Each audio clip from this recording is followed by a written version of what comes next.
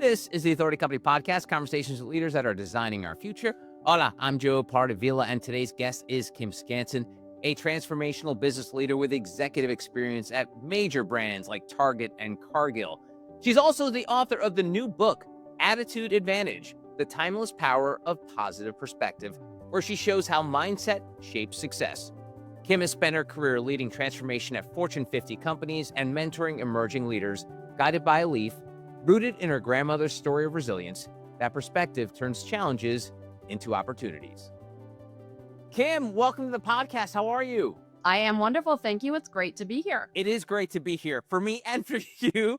Thank you so Yes, much. I really right? appreciate it. And it's funny. So I know in the book you write about your grandma a lot, and I know for me, my grandma was basically mom 2.0. Like my mom, it was the early 80s, so she was like, I got to go get a job to help support the family. So my grandmother had a lot of those like caregiving responsibilities, walking me to school, making my lunches and stuff like that. So I know the importance of having that support system in a family, and it obviously is important for you to bring it up because it's a big focus, early on in your book. So can you tell us a little bit about Inga?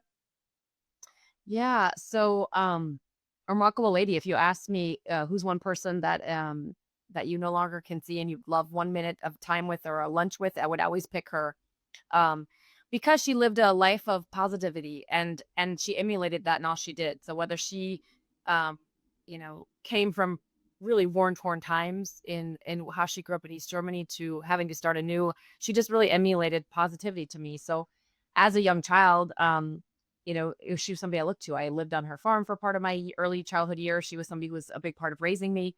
And so as I got to know her, and even later in life, as I got to her life, as I got to know her better, I thought, what an inspiration she was for so many people, not only myself. And so when I was thinking about this story I had to tell, she was the first thing that came to mind. So she's the heart and center of I think the matriarch kind of role that I've taken with my own family. And she's that's why she had to be with me on the journey. That's awesome. And it wasn't easy for you because you describe in the book that you had some fill in your expletive jobs early on. What do you think, like, having that sort of like positive sort of upbringing help you through those trying times? Because sometimes people go through trying times and had kind of a crappy, home base or Yeah. family, but luckily you were able to have some of that positivity to help you grow. What did that mean in terms of that early journey for you? Yeah, I think I look back a lot, I think as you age and you look back and you're wiser, as I always like to say, we get this wisdom with all the years that go by. You start to look back and you look at these pivotal points in your life, whether it's career journeys or personal, struggles or whatever. And I think back in those early days, like just again seeing somebody with a beam of light and always smiling, even when I knew, my grandma might have been in pain, but like just this kind of constant, like, hey, like glass half full mentality. And so I don't know if you can see it, but in my little office here, I have a little pillow with the acronym PMA on it. So positive mental attitude is something for me that I've started to really try to emulate for a lot of years. And I think it was again from my early days of childhood or whatever the thing was back then. And there's parts of that are captured in my book and stories that are told of growing up as a woman leader in technology. There's not a lot of people that are like me or that look like me around the table. And so you start to translate, every chapter of life. There's always kind of been that thing that's, could have held me back, but I turned it into this like opportunity to strive forward and to like motivate me to do something bigger than myself. I love that. That's great. And I want to break down that acronym a little bit, the positive mental attitude you write about in the book. And it's a big sort of like the thesis of your life. But there has always been this sort of, I guess, over the last few years about, and I think most people looking at from the outside would be like, oh, so you're saying like turn that frown upside down, like put a smile on your face or no matter what. And I think people look at that without, going into nuance of it. Like, no, you can't just turn, making, smiling won't just make you happy, or just you're trying to be happy won't make you happy. So what do you say to people like those devil's advocates of like, there's no such thing as like turning on a positive mental attitude because, for whatever upbringing you had or whatever life you're living, it just to be able to turn that switch is impossible. What do you say to folks like that? Yeah. Maybe the switch doesn't need to turn overnight or on a dime, but it turns over time, right? So like be in tune enough to like be sad, be mad, show that feeling, that anger, whatever that is in that struggle that might be in front of you. So again, whether it's personally, professionally, different health reasons, like there's always a reason to be sad, upset, mad, and be like, I can't be positive today, Kim. I can't do it. I'm sorry. Love your acronym. Like great philosophy, but really not happening for me. The reality is like it's okay. Like just be in tune with your emotion. And I think a lot of what I have learned in my time is like talking that through, whether it's to myself or having my board of director stakeholder groups, close friends I can talk to that, hey, I'm really having a bad day. Or being transparent in work as a leader of people. If I can tell my team, like, hey, I'm sorry. Like, yeah, like just 2 days ago, I went and visited my aunt who's in hospice care, and that was an emotional moment for me. She was a big part of my life too. And I told them that. I said, hey, I'm probably not my best in this meeting right now because here's where I'm headed after. Like all of a sudden the connection point I can make with people and they can be like, oh, okay, Kim, you'll get to your positivity later, but right now be sad. It's okay. So I would just say it's don't think of it as it's the light switch to turn on and off. It's like it's a mindset, right? And when the mindset is about like being in tune with how you're feeling, being okay with and sharing how you're feeling, and then ultimately looking at the good of that, ultimately seeing the positivity around you, the glass half full mentality, golly, gets you through things faster if you can get there. And that mindset fueled you throughout your career because you write about being underestimated can be a competitive advantage for you. You know, I think we're both old enough to know that women in business was not an easy thing, regardless of what industry you were in. It was, we lived very much in a man's world and the patriarchy was very much real. I think a lot of that has changed over time, but tell me about sort of how that mindset was able to carry you through when you were being underestimated early in your professional career. Well, I think for me, like I grew up playing sports from a young age. And so I was always a part of a team. And so I probably have a little genetic DNA that's a little predisposed around being competitive or like wanting to win at the sports I played. So I kind of always thought of it a little bit that way. And I bring that mindset to my work. I want to do a good job. I want to help the company win. I want to help the team win. And at times when I had the kind of those roadblocks that might get in the way, or I was, I have so many, and some of those stories are captured in the book of times I was mistaken for somebody I wasn't, or assumed to be somebody I wasn't because maybe of my gender or where I wouldn't have ever gotten that role, based on, different factors or preconceived ideas people might have had. And so I think you have to that competitive, it almost fired something in me greater. And so I tell a story in the book a little bit about working on a manufacturing line when I was 20 years old and having, senior management, we're all men in suits coming up behind me and never looking anyone on the assembly line in the eyes, thanking them for the work they did. And I, at that point at 20 years old, said, I didn't know what I was going to do. I was going to college at the time. I knew I was going to do something and I was going to be something greater than I was at the time. But I knew that when I worked, I was always going to thank the people that worked with me, for me, whatever that was. And that was at 20. And so I think back to these pivotal moments in life when you felt underestimated or unappreciated, like it grew like a little fire. And I think that comes from my like competitive want to win roots of being an athlete and still competing a little bit when I can. I'm at my age now, but I think for everybody, I would just say find that fire, find that thing that you want to win at, and don't let other people bring you down, right? Don't let other people say you can't do it, right? Because that if they do, like again, that's my reason to prove them even farther that they're wrong. Yeah, and you did it, and you went on to have a remarkable career working at places like Travelers, Target, Cargill. Um, when you're working with companies that are at such a high level, like pardon the phrase, like the major leagues of their industry, is there difference there that you see when you're working with other companies where you're like, oh boy, you definitely feel a difference when you're walking through the doors of a Target or a Cargill or something, as opposed to fill in the blank, company. What is it about the air there, the oxygen, the culture that differentiates those companies that you work with and had leadership position with, as opposed to other companies? I think I've been fortunate in my career to work for companies that are very people first. Focused, and so the culture is very collaborative, and so I have learned so much for the people around me. So I think when I walk through the doors at you named company I've been at, there are just some remarkable people, like talent, intelligence, like thought leadership. I've learned a ton from. I look back at my Target days. I was there about 10 years, and I just actually had dinner with one of my former coworkers and dear friend last week, and we were just reminiscing and thinking back about what was unique about Target then and probably still now, right? Because I have friends still there. Just they hire great people and they develop people. And I feel like I got an MBA in leadership just by working there for 10 years, because of the discipline they have around developing people and coaching and striving for you to be the best you can be. So I feel very fortunate in the companies I've worked for, really to be in tune with people. I worked at Cargill. the global footprint of that organization is massive, right? So you have to learn and appreciate when your direct reports, most of them English might be their second or third language, right? So I think through the experience that I've had, maybe that's a little bit the difference, right? When you get to a scale or some of the scope at that massive level, there's just a little bit of a difference. And I find the people in the peer group and just overall at every level in the organization, just top notch talent that I feel very fortunate to have been a part of. You mentioned Target, your time there, and we're recording this after Target just announced their new CEO was coming into Michael Fedelke. Fidelki, Fedelke. yes, he was my business partner back in the day. He was my business partner back when I was in technology at Target. He supported the technology arena, so I knew him quite a while ago, and I'm just really excited for him and all he's done in his career. And the crazy thing, I think, what a lot of what's kind of, and I know it's been a rough couple of years for Target, but the inspiring part of the story is that Michael started as an intern there at Target, and if you look at his LinkedIn profile, it's like the funniest thing you'll ever see because it's like started as an intern in like 20 years ago, and like every little position, I'm sure the one he had working Yeah, side by side yeah. with you.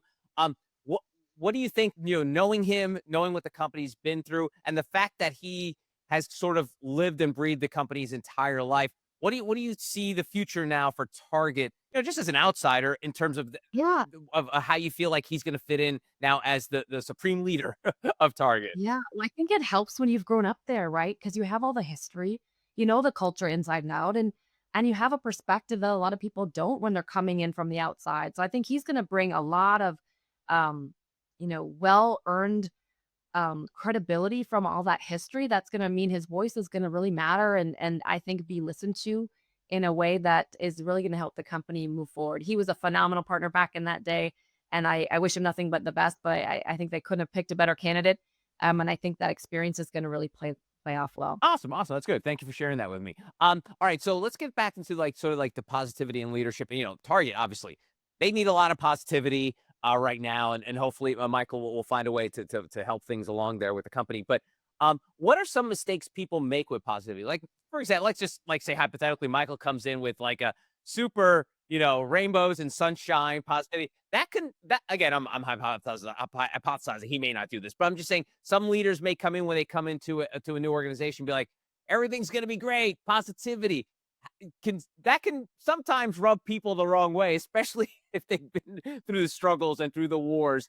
How do you toe that line, especially like if you're someone like yourself who's like comes in with that positive attitude? Not everyone's going to have that from the jump. So tell me about threading that needle. Yeah, like example, just last week I was talking to my team about a kind of a heavy topic and one that I knew people had different opinions on. And so, just really try to be transparent. Like, hey, I know there might be varying opinions of where we're at. And I know that some of you might be struggling, but hey, here's how we can take this opportunity and turn it into. So I kind of lead with the trying to level the field. Like I understand that people might be at different places. So as a leader of people, I think that's important just because I might see it differently or be positive because I'm going to choose positivity. Because I always think, your mindset is a conscious thing you're going to decide every day. And it's probably one of the first things you do when you get up in the morning or wake up is, hey, how am I going to show up today? And for me, it's always that positivity is going to come first. But the reality is, yeah, and people might be having a bad day. They might not feel well. They might this or that, don't like a decision that was made. And I think if I can at least acknowledge and try to pull us to a level playing field, and then from there, try to pivot to how do we see this as an opportunity using open-ended questions that draw out those around you that might be struggling a little bit to have airspace, time to voice their concerns, their struggles, at least be heard. I think that helps, really bring a more of a cohesive team together. And when it comes to this leadership perspective and the PMA mindset, generations. I think I don't want to out you, but I believe you're like me, a Generation Xer. So how does this PMA mindset play within other generations, whether it's Yeah. Boomers, whether it's Gen Z, Gen Y? Tell me about that because we all know that all generations are very different. They all have very different attitudes. I think as us as Gen Xers, we obviously we're the slackers at first, but now we're always kind of like had that little rebellious side. I think that's probably why technology blew up, in the early 2000s because of Gen Xers. But tell me about like in terms of dealing and having this mindset and try to like leading through it with different generations. Mhm. It's funny you asked that question because actually the heading under my books is called The Timeless Power of Positive Perspective. And that's why my grandma's story is part of it. So when I first started thinking about this book and wanting to use this PMA platform that I speak a lot about as kind of the storyline of the book, I'm like, well, there's no other way to make it feel more grounded to leverage a story that somebody had that's, a few decades earlier than mine. So that's how I pulled my grandma's story in, is to show how she dealt with it from the time, she was born, through the war, through everything, then culminating to where I'm at. So that, for me, I wrote this book and it says in there, I wrote it to my grandchildren who I haven't even met yet. I don't have grandchildren.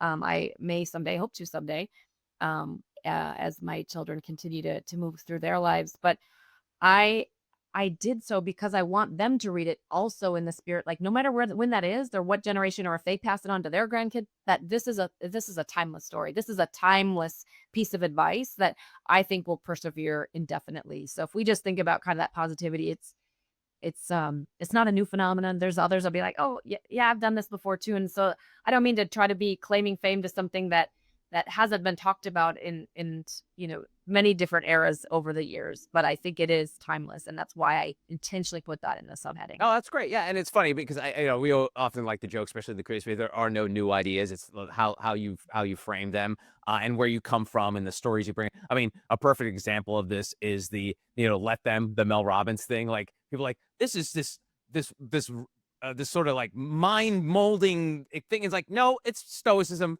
It's basically been around for thousands of years. Yeah. She just Yep. repackaged it with obviously her following in a book, and the same with you. Like, positivity, not new, but it's framing it through your lens, and that's the differentiator. And we keep talking about PMA, but how did that acronym even come about? Was it something that you were, something that popped into your brain one day, or was it just Yeah, I heard it, actually, I heard it through a team event, something about positive mental, like, then I was like, I just started to say it. So I can't claim that it was my idea either. Like, I just heard it somewhere and it stuck with me. And this is like 20 years ago. And I just kind of always been saying that in my own head as I was going through those struggles, that now I started to put into a book and like, hey, Kim, you can do this, get through this. Come on, come on.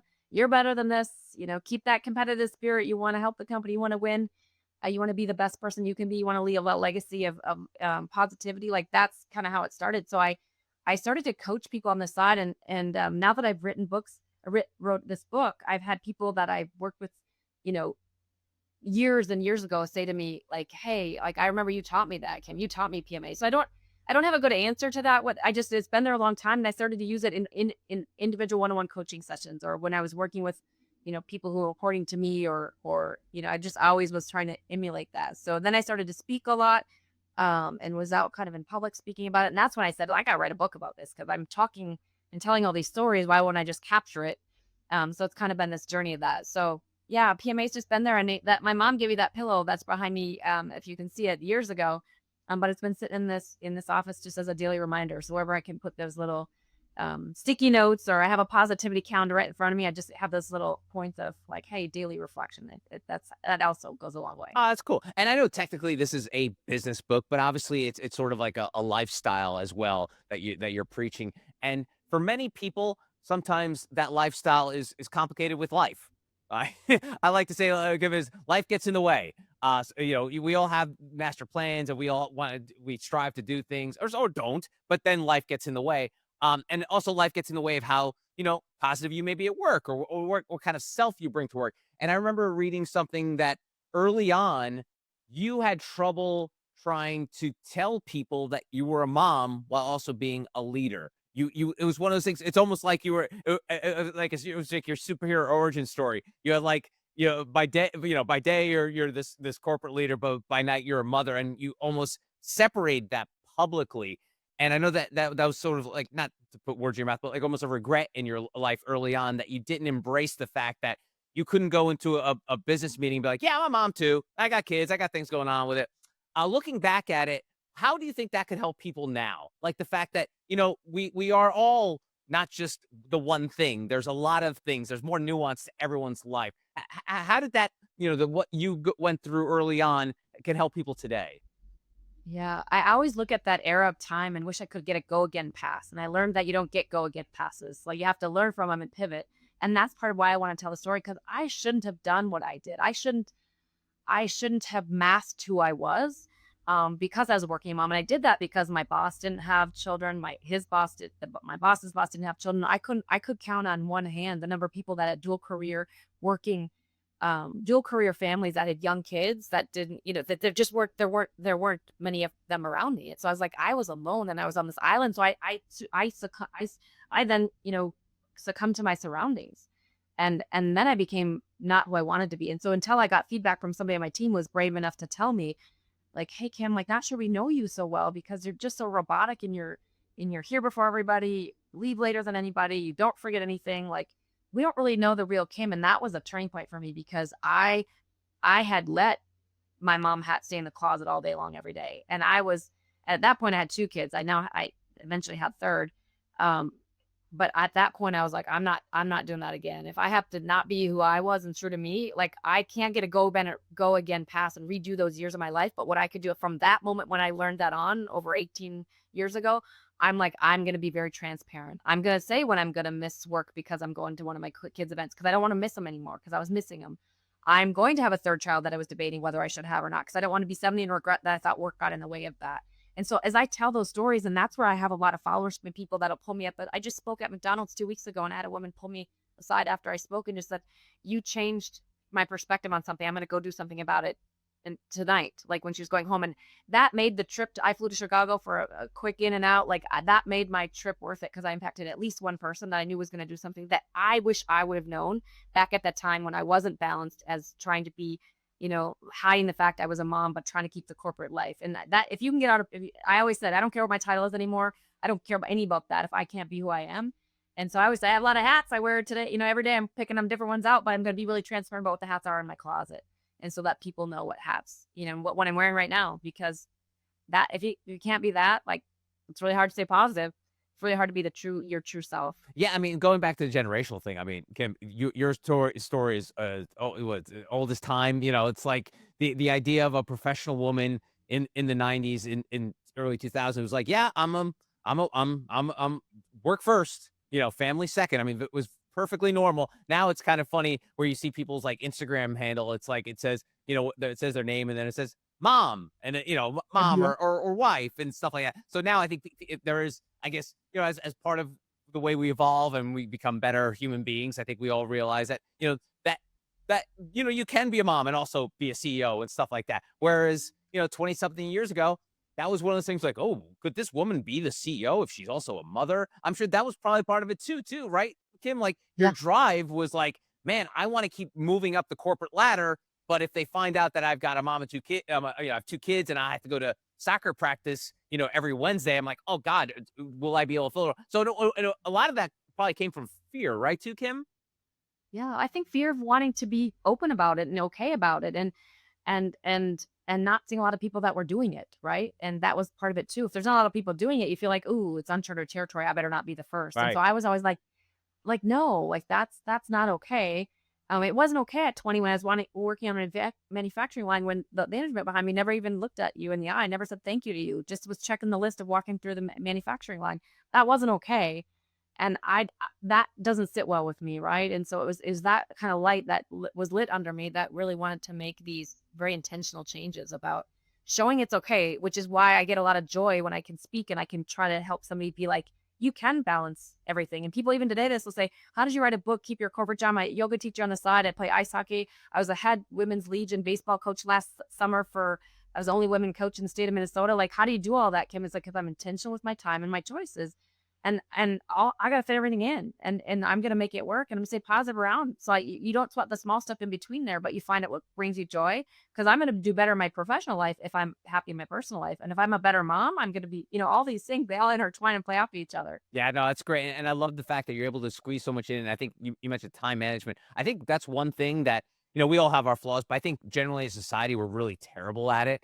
And unfortunately, our society sort of like props up the word busy. Like if you are busy, like it means you're important. And like if someone says, how are you doing today? They'll be like busy. And then all of a sudden be like, it's like dropping a grenade in the middle of a room, like, I can't possibly ask this person anything else because they're busy. And we all kind of go around, we kind of go with it. And then you're the perfect example of someone who can squeeze in a lot during the, those 12 or 13 waking hours of the day because you're intentional. You use the word intentional, but just that focus on time management. I think more and more people sort of use that cloak of busyness to prevent themselves from either growing or trying new things. And again, this is probably more American than it is in any other country, but this idea of, like, if you're busy, you're successful, or busy means that time you spent was good time. And I think trying to reframe, like, your calendar it could probably help in this whole, positive mindset thing, right? Too, that you can accomplish more than you're already doing. Yeah, you sure can. It's all about state of mind and putting your mind to doing something, right? And doing what brings you joy, right? And so I think I teach yoga on the side not because it brings me joy. I like the connection I can make with people, and I like helping them, like get connected through breath, through movement. It brings me joy. And so people like, why you're still doing that, Kim? Like, why do you do that? Because I get a lot of joy out of that. And so I think it's all about intentionality. My dad read the book, and I saw him the other day, and he said, he calls me Kimmy. He's like, "Hey Kimmy, like I learned a lot about you. Actually, I didn't really know all these things about you from a professional perspective." He goes, "But I remember when you were like 8 years old and you were playing in a softball game and you were catching and you like ran through the dugout, like the brick wall of the dugout to catch the ball because that's just what you did. You were so determined to catch the ball and you did. And like you then ran into the wall and fell down and, you know, could have been severely hurt. But like that was just you from an 8-year old." And he goes, "I just kind of watched you over time continue to just always, you know, do all these things." And it was kind of gets back to your time management point. He goes, like, you went to yoga training. You went to the yoga studio to like practice yoga. Then you like went to get trained and became trained and certified. Then you decided to go teach it. Because most people would just like go find yoga and just go do it. Like you take it to the next, the next. So, but that's because it brought me joy. So I say to everybody, like, it's never too old. You're never too old. It's never too late to try something new. I just got another master's degree a couple years ago because, and I wrote this book because, and it's like, because it's all these ideas that might be in there. But if you don't stop and pause and take time to do these things that you are like, that might be on, I don't really have a bucket list, but I have the list of things I always want to kind of go after. And I'm really intentional about going after them because I don't want to regret that I didn't, or look back and be like, oh, I wish I would have. And so my advice to anybody out there, if there's something that you're itching to do or try or go see or travel, like now's the time to do it. Figure it out because I trust me, you don't want to live with regret of something you didn't do. And time management works out with all that'll come together because you can always say you're too busy, but done right, the too busy, it works itself out. It really does if you're very, very intentional with your time. I mean, I know you got this new book, but maybe there's a time management book in your future there, Kim. When you have time to get to the next. Yeah. Yeah. No. Yeah. I get asked that a lot. I do some coaching on the side and a lot of different mentoring over the years. And I talk to a lot of people about that. Um, because on the surface, you'd think I have too much on my plate. I'm like, no, I don't. It's just right for me. And it's right for me because I'm very balanced with how I approach it. That's great. That's great. And we talked about this career journey you've had in this climb, and you write about climbing without ceilings. Unpack that phrase for me. What does that phrase mean to you in practical terms? Climbing without ceilings. Yeah, I think it's about again reaching for whatever that next thing is for you, potential goal, this or that, but don't limit yourself with that constraint of why you can't, why not, right? And like back to others, like if you're aspiring, if your goal, and my goal never was a certain job title. Like I just kind of moved up and moved kind of through the ranks, different things, but it was all kind of the path that was, and I followed my nose and I stayed curious and it led to this next thing. But if your goal is a certain level, your goal is whatever, you're going to go back and get a degree or you're going to switch careers, like go after that goal and don't put a ceiling on yourself. Don't put a limitation that you can't, or it's not the right time, or I won't be able to do it, or, oh, I'm not sure. Cause that self-doubt, that little voice of negativity in your head is what's bringing you down. If you change that tone and that little voice is like, hey, PMA, say positive, you can do it. You can do it. There's the ceilings go away, right? So there is no ceiling. So those self-inflicted ceilings are what get in our way. And oftentimes, not to be gender specific, but I see a lot of my women mentees that I coach and spend a lot of time with, sometimes self-doubting, like, hey, my resume, like the next job has these 10 requirements. I only have 5 of them or 6 of them. I'm not going to apply. And I'm like, ooh, don't put your own ceiling on something too, like until you get in there and try. So that's a little bit of what that meaning or that saying means to me. Well, that's funny. It's funny you mentioned about the women not feeling qualified. Wasn't there like a study a few years ago? They say that more men who are unqualified are more likely to apply for a job than a woman, just because of whatever's in that DNA of caveman DNA of like, yeah, I could do any job, whereas women will second guess themselves, the kingdom come, and not apply for that job. When it comes to those conversations with your women mentees, is it simple as you saying just get over yourself and do it kind of thing, or A little bit. I mean, nuance. to cut to the chase, kind of, yeah. Yeah. But I kind of help them why that's important and try to give them examples and build the confidence that they can do that. And it's so fun when I've had, I've watched some that I've developed or spent a lot of time with, and they've made that step, and then they come back and they're like, oh, like thank you because that was the right thing to do. I'm so happy, and I'm so proud of myself, and so that makes it all worth it to me. But yeah, we got to get out of our own. We're in our own heads. Like we are our own worst enemy in that at times, and I think that's where again, don't like limit yourself through that ceiling that you're assuming's there because that's like like it's really not. And you can break, and even if it is, like, break through it, right? Like, bring a hammer with you and like chop away at it because it's not needed. That's great. That's good. And so, in times of like social and global uncertainty, and you live in Minnesota, which, without having to go into, has been through a lot over the last 5 years. How does having the PMA mindset? How can individuals apply that when things are not going well? And I'm not even talking about like individually. I'm talking about as like a society, and we can even go down a further rabbit hole, whether it comes to negativity on social media or imposter syndrome, all the stuff that can already happen. But tell me about like living through with this mindset in times where you just don't know what tomorrow will bring. Definitely, I think that honestly, that's when I started to write this book during this time frame. It's like I felt like that was even more important. It was kind of more of the catalyst, like, hey, now's the time. Can we really got to do this? Because society around me could use it. And whether one person or 10 people read it or it impacts them in a positive way, like right now, I think we need that within each other. And I've so much so, like my son, I have 3 children, and they, to hear them talk about like, hey, my mom's like mantra of this, or my like, it's helped them and kind of their even generational, um, you know, their friends and kind of how they're perceiving to be around this community and the societal times too. I think it's helped. Like hearing them kind of like display my message to their friends, or even how they approach things themselves. Again, I think it goes a long way. But yeah, it's heavy. We live in trying times, and every period of history has them. Like that's again back to my grandmother and how I start her story, and like you know growing up in Dresden and war torn East Germany in times like unprecedented. And to even now, like you correlated to my kids and what eventually my grandkids might be going through if what you say is in recent years has kind of been going on. Like, Call it's so important that we take the time to pause, reflect, and kind of keep that little voice I said that's chipping in your ear, because it's there are good people out there. There's a lot of I live in a great place, and then surrounded by wonderful friends and families and opportunities, and we can't let the negativity get in the way of staying true to where we are and showing up as one society. I always wrap up these conversations taking folks behind the dedication of the book. You kind of spoiled it earlier that you dedicate the book to your Oh, future grand. yeah. No, but what I want to ask is, what do your kids say about you writing about your future grandchildren? Are they're like, hey mom, can you slow down a second? Can I live my Mhm. life before I have children? What do your kids Yeah. say about this dedication? Yeah, we haven't had that conversation yet, so I'll have to report back.